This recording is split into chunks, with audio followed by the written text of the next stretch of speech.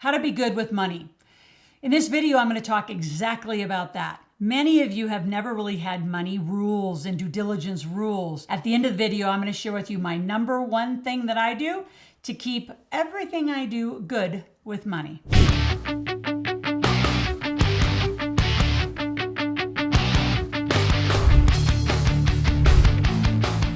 So the specific things I'm going to talk about is number one, how do you be good with money? We're going to talk about your character. We're going to talk about your personality. We're going to talk about just some discipline principles that you got to put in. Number two, we're going to talk about money rules. No one teaches you money rules. And yeah, you should have some rules. You shouldn't be emotionally driving around with, no money rules. You need to be driving your life with money rules. We're also going to talk about due diligence, and I'm going to give you the steps of due diligence when you're looking at a deal. And then at the end, I'm going to give you my number one thing that keeps me good with money. So first of all, how do you be good with money? Well, first of all, you want money and have to have some value to money. I don't know how many people I meet and say, I have no value with money. Well, I call BS on that. Do you know why?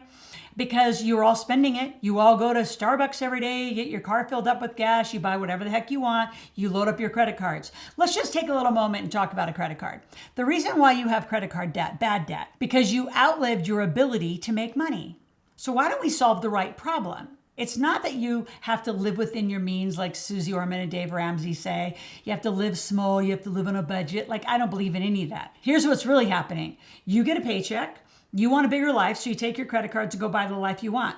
So the real answer is just make a bigger life, meaning make more money. You say, well, I have a job, be an entrepreneur, go out and do something else to be good with money. So first of all, to be good with money, how much do you even want? Make some goals and decisions. Be disciplined about yourself. I started goal setting financially with my kids at 3 years old. Right? I remember it was one Christmas holiday. We still do this to this day, sort of a silly little thing we do. But we got some cardboard and we cut out the shape of a stocking because we did it around the holiday. And on one side of the stocking, we wrote down all the things that they did great this year. And on the other side, we wrote down all the things that they want. Then at the bottom, we added up, what's it going to cost to have that life this year? So we did it for 2022, and we'll end 2022. We'll say what were all the great things about 2022, what do we want in 2023, and what do we need to make to have that life, right? My son wants a plane again. That's coming in 2023 or 24. So that's going to be a lot more money we need to make. So how are we going to do it? Notice there's never, I can't do it, right? How you're good with money is you set proper goals, and then you live by them. You have some self-management, some discipline. So what has you get there? Well, you've got to be mentored. You got to be coached. I would be that right person for you. And then the next thing I'm going to move you to is money rules. So having money rules is interesting because it's actually logical. It's not emotional.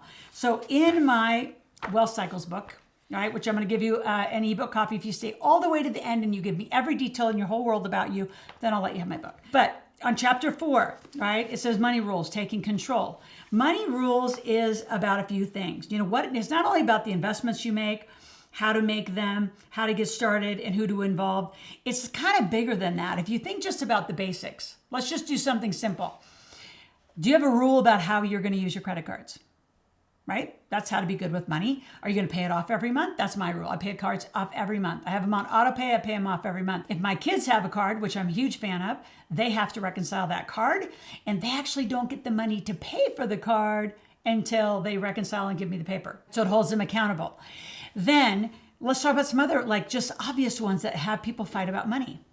Do you have rules in your relationship? So for example, if your family and friends came to you and said, hey, Susie, Sam, Sally, Charlie, could I borrow some money? Are you going to say yes or no? What are your rules? I'm talking about basic stuff. A lot of you don't even have the basics, right? Let's talk about inside your relationship. Is it his money? Is it her money? Is it your money together? What's your rules about that? I am very clear a man is not my plan, right? The man's very helpful to me, but not money. So I have mine, he has his, and what we build together is ours. And even then it ends up separating back to our children. So you have to have some money rules. And I love to coach you through these and talk you through these, but just, open up the book, see, what are my rules? What do I do? Now let's go to due diligence. That's a little bit different. That's when a partner comes along and wants to be a business partner, or an investment opportunity comes along and you want to do an investment. What are your due diligence rules? Right here, handy dandy little book. We're going to go back to this book. Remember, this is like a guide. Chapter 6, right? What's the responsibility and what's the risk? And I love this chapter because I give you a very specific 5D formula. What's the data? What's the discussion? And what's the discovery, the diagnosis, and the decision? And the reason the discussion is critical is a lot of you, especially you women, you'll find some girlfriend at a networking party and say, oh, we should do a deal together. Do you know why most deals don't work? In fact, right now, I'd like you to stop and think about how many relationships you've met in your past. How many people you said, oh, well, let's do a deal together, and it never got done. Just do a quick little add up in your head. I would bet at least dozens for all of you. So give me a comment. How many deals never got done? Then if we were interacting a little more, I'd say, well, why didn't it get done? I have one reason why it didn't get done.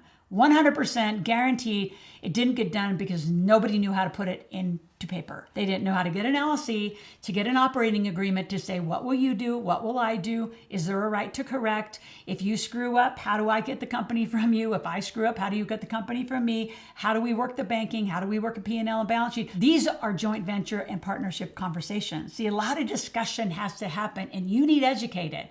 My whole passion out here is financial literacy for you and your family and however that works for you.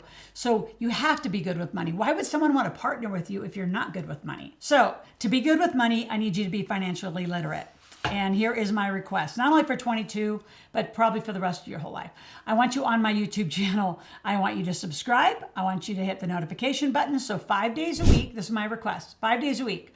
I want you to listen, right? 5 days a week. And then I want you to find 10 friends.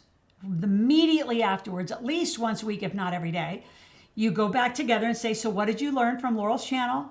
And what are we going to do about it? Yeah, you're all not going to do the same thing, but what do you learn? What are you going to do? That's going to help you start getting literate. You can start speaking about it and saying, that was a really good video, Loral. Do you want to make people comment and say that's a good video? I'd like to know why it was a good video. What did you learn about it? What will you do about it? Like, engage with me. Don't just be simpleton about it. I want you deeper engaged. So again, subscribe. Hit the notification button, share with 10 friends because I need you in this regular financial activity. Now, my number one investment choice is actually real estate followed by iFlip. I got to say iFlip because what I do now is I cash out of real estate, which I'm cashing out. I'm selling a lot. It's a great seller's market. I'm putting that money over into iFlip. It's a software. I'm going to give you a link to my software at the end of our video, but it's an algorithm. It's a smart folio.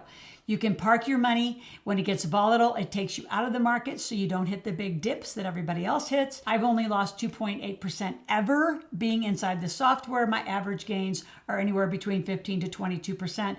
In one of my folios, I let my son take a little runaway train with, he's making 42%. So those are my favorite. I need you to learn about debt. I need you to learn about credit. I need you to be here.